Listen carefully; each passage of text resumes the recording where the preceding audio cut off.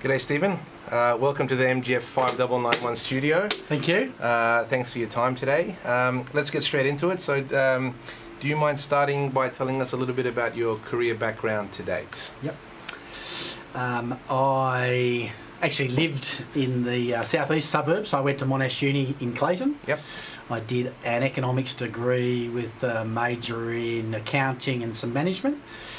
I then went and worked at May Nicholas, which was a third-party logistics company who are no more, and I was the fixed assets controller. So I worked in the corporate accounting services. So I ran a department which looked after all the fixed assets, all the trucks and fixed assets of the organisation. Yep. I did that for 2 years. Realised I didn't want to be an accountant and thought that I'd be more interested in operational type areas. Yep. I went overseas for a couple of years. I came back and then applied for a national management trainee role within May Nicholas again. Yep. And I ended up working out in the eastern suburbs at BHP Building Products, which is now part of BlueScope Steel. And I was the on-site transport manager of a group of 30 May Nicholas trucks and about 20 to 30 subcontractors on a daily basis, and we were managing the delivery of BHP Building Products, which is the colour bond, out to residential sites throughout Victoria. Right, okay. I did that for a couple of years. Yep.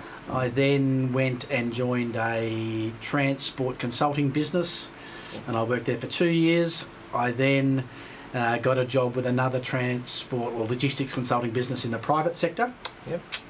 And that role turned into the formation of a business that was called Logistics Benchmarking Service back then. Today it's still called Benchmarking Success. That was a joint venture between RMIT and Henderson Consultants. Right. So I pioneered a new business which was to enable the corporate world and others to be able to benchmark their supply chain performance.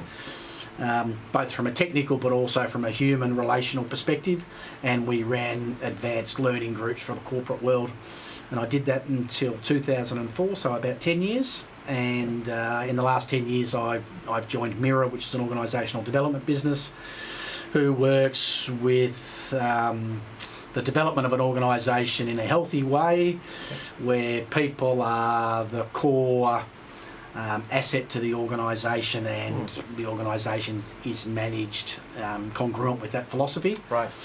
And that led me into working with a client and writing a book.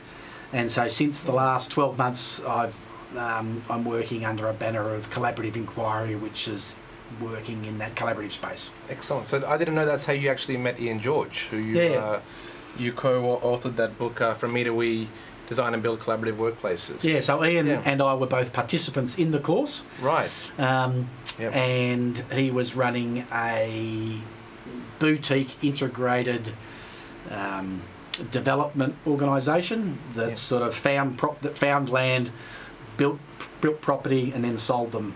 So we did a 4 to 5 year project whereby he decided not to tender, which was quite radical. So 80% of the spend of building went to a group of contractors who no longer tendered, who became part of an inner circle.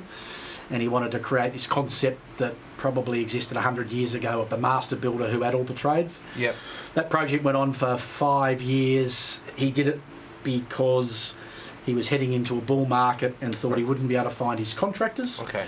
And that allowed him to build a strong relationship with his contractors very successfully. He ended up cutting about 70% of his total costs in building through this strategic planning process and not tendering. So some of the contractors reduced their prices about 25% over the 5 years. So major success. Building trust. Building trust. Yeah, excellent.